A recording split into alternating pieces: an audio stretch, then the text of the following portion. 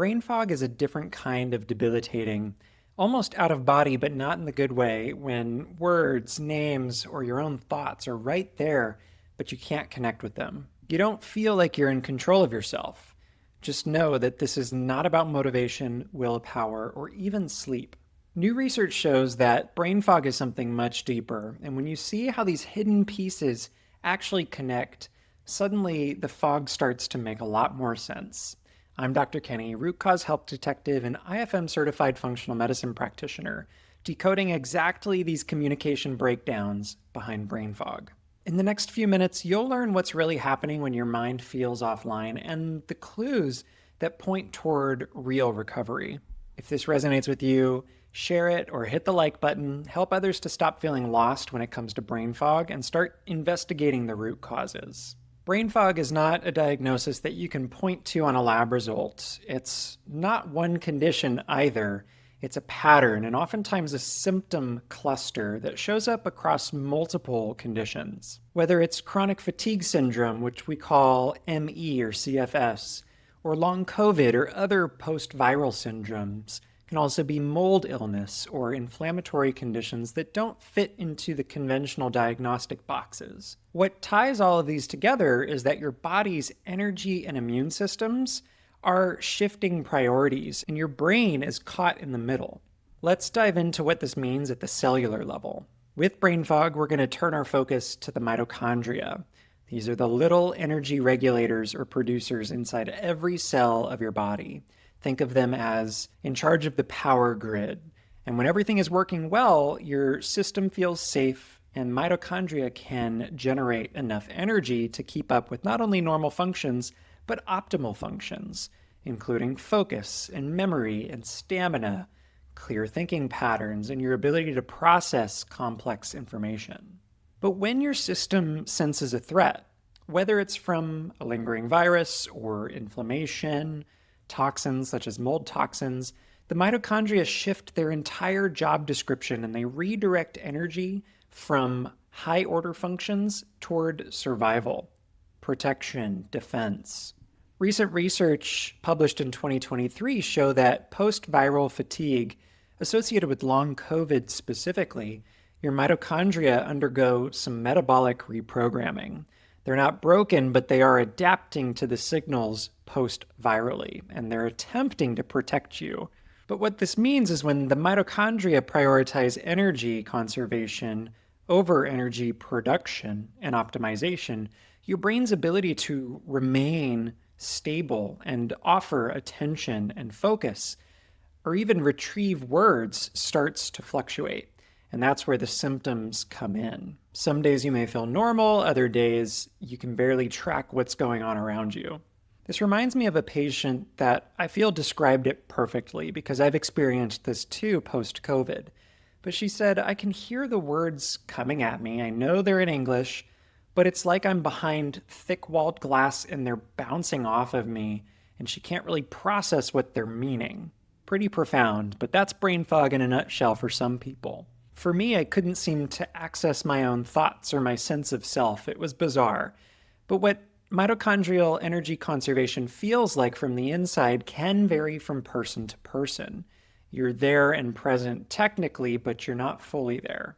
And what makes this particularly disorienting for people who are just used to functioning normally is that your labs look fine, they come back normal, but internally you're running on this unusual deficit of processing power, kind of like my old 4K YouTube videos rendering on my old MacBook. So the name of the game becomes about identifying roadblocks in the systems underneath brain fog, starting with the mitochondria.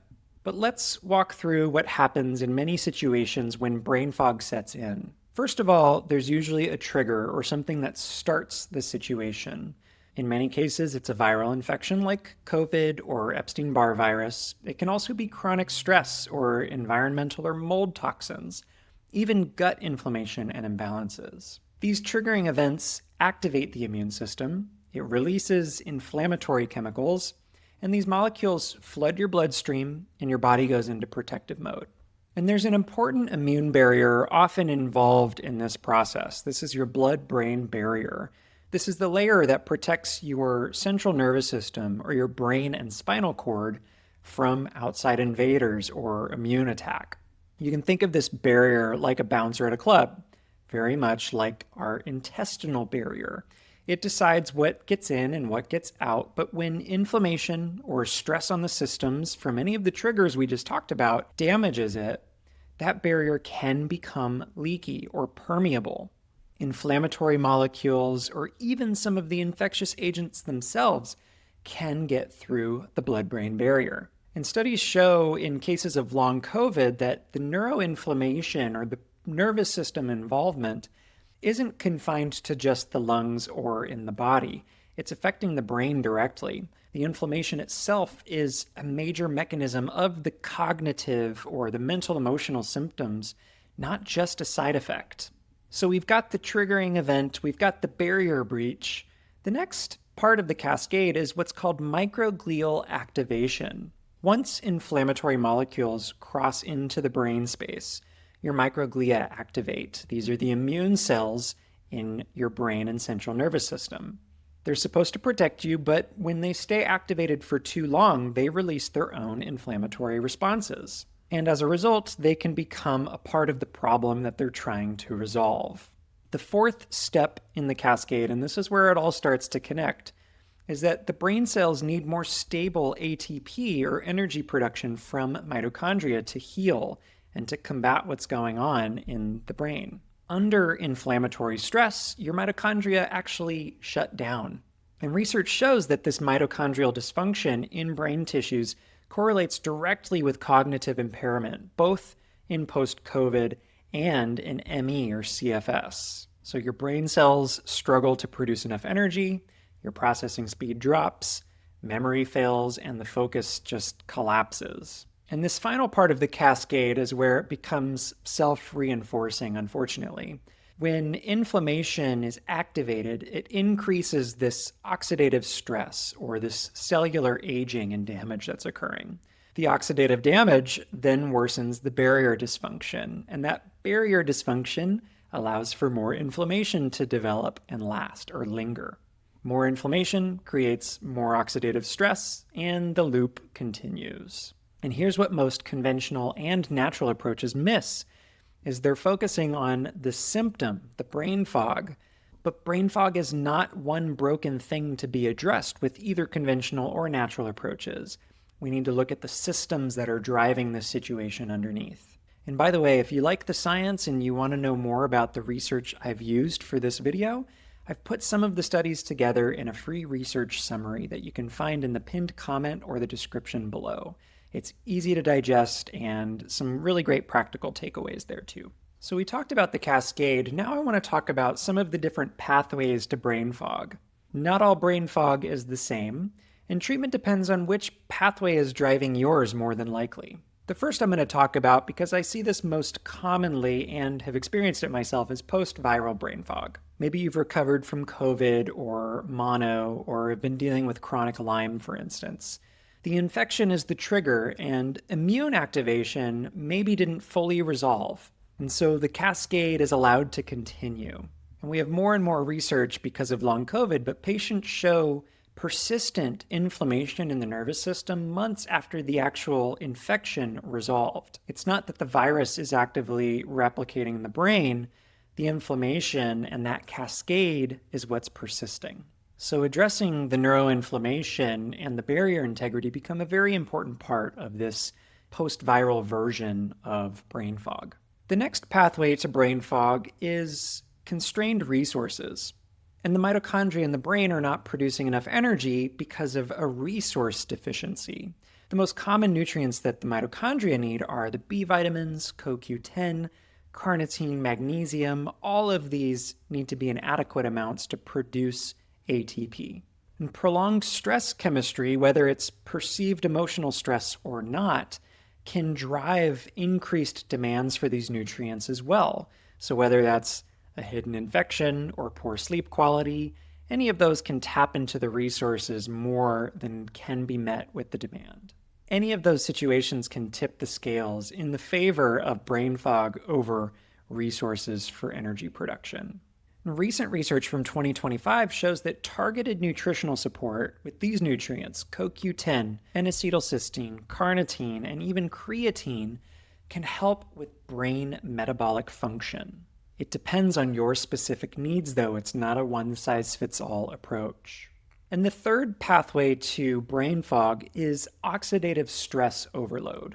This occurs when free radicals or reactive oxygen species, or these anti-aging and damaging chemicals, damage your brain cells faster than your antioxidant systems can keep up with them. This happens with chronic inflammation, environmental toxins, mold toxicity, and similar situations. Recent research also shows that both CFS and long COVID patients have elevated oxidative stress levels in immune cells. And this situation is measurable. We can look at antioxidant capacity or oxidative stress. So the question becomes, what's next? And the first step is to map your pattern. You can look at the Cascade steps or the pathways that we just discussed and get specific about your brain fog. The next step is to consider targeted testing that gets insight into these systems underneath. You can test oxidative stress patterns and mitochondrial markers with one of my favorite tests, which is organic acids testing. This can not only show things like B vitamin status, but also your antioxidant demands and neuroinflammation at large. But the idea here is to measure, not to guess your way through and match symptoms with supplements, for instance. By the way, if you do appreciate this systems-based approach and you live in Texas, California, or Florida, and want my eyes on your case, I offer a free Health Mystery Map call. We can explore your case more organically and see if my approach might work well for you. The link is in the description below. Step 3 on the road to recovery after the targeted labs is the targeted support. Use the right nutrients or microbiome balancing situations. When you have objective lab data to guide targeted supplementation, it's almost like opening a lock with the perfect key. This can look like targeted nutrient support for the mitochondria, or supporting your gut microbiome and barrier integrity with specific herbs tailored to your actual presentation. Brain inflammation is one of those that can take time to resolve, or it can resolve sporadically. Mitochondrial recovery generally happens gradually and in stages, but it is something we can track and we can measure. Everything that we've gone over today is grounded in the research, and though it may be dense at times, this understanding of nervous system inflammation and oxidative stress is crucial for real recovery to happen. Many who are suffering with brain fog all too frequently experience either being dismissed or saying that it's a part of normal recovery, but there is further investigation to be had. I know from personal experience how separate from yourself and from your present moment you can truly feel, but I've seen brain fog resolve, often gradually and sometimes in stops and starts.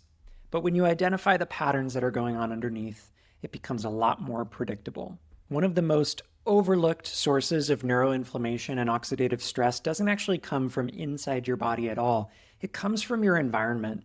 And it is invisible in most cases, and it doesn't show up on your conventional labs.